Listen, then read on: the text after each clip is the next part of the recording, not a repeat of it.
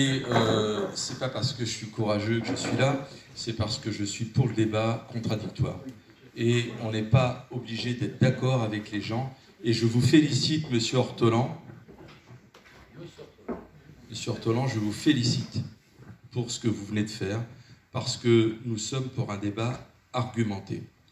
Quand je suis venu l'année dernière ici, je vous ai dit que j'étais contre la pêche au vif. Rappelez-vous, il y a eu des tensions. Et je vous avais dit, je suis contre la souffrance animale. Je viens de dire à mon attaché parlementaire, sur ce que vous nous avez présenté, avec les 5% de terminaison nerveuse par rapport aux 85% chez l'humain, je lui ai dit, dès qu'on aura fini le texte sur la fin de vie, c'est celui sur lequel je suis en ce moment, s'il te plaît, regarde tout ça, et si vous pouviez nous envoyer votre diaporama avec vos sources, ça nous ferait gagner du temps. Parce que nous partons toujours, je dirais, des sciences, et de la démonstration scientifique. Donc là, vous m'avez questionné. Donc à chaque fois que je viens ici à l'AG de la Fédération de pêche, je pars avec un boulot, c'était les cormorans, et donc je me dis, ça y est, je peux leur répondre, et je repartirai tout à l'heure avec un autre boulot, qui est effectivement le financement de L214, que je ne connaissais pas.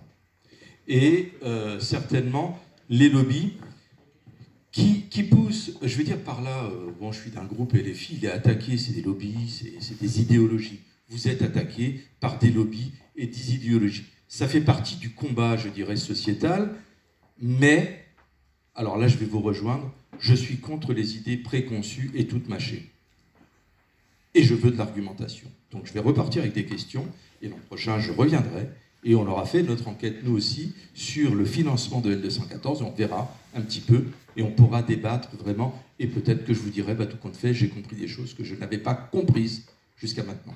Voilà, alors je vais faire un lien avec les cormorans, et puisque tu en as parlé, vous m'aviez demandé la prédation des cormorans, donc on s'est renseigné, on a lu les études Stomaco, c'est vrai qu'à peu près un tiers c'est des poissons, dont des poissons protégés, et à partir de là, vous avez, bah, j'ai peut-être une bonne nouvelle pour vous, tu l'as pas dit, à part les 8 départements qui sont limitrophes de la Normandie et de la Bretagne, qui ont interdiction de chasser le cormoran.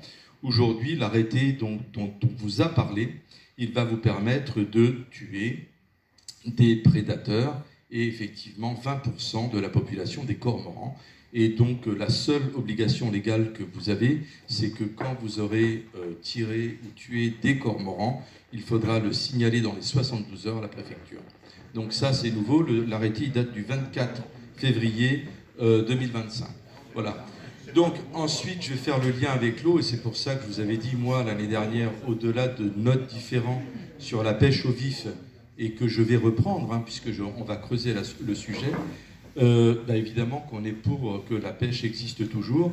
Et vous avez alerté dans votre présentation, Monsieur Ortolan, vous avez alerté sur le fait que ce soit un angle d'entrée pour finir par interdire la pêche.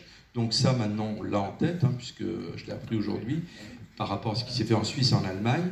Et quelque part, bien sûr, je sais qu'il y a beaucoup de gens qui blablatent et qui parlent, et au moment où il faut qu'ils soient là pour donner le coup de main, ils ne sont pas là. Donc ça, on le vit, nous aussi, même en politique, hein. Il y a beaucoup de gens qui ont de grandes idées, qui parlent beaucoup, et après, quand il faut bosser dans les campagnes, ou quand il faut aller voir les gens, il n'y a personne. Donc, quelque part, on vous rejoint. Oui, vous êtes des sentinelles. Oui, vous êtes des vigies. Oui, vous entretenez, je dirais, la population de poissons.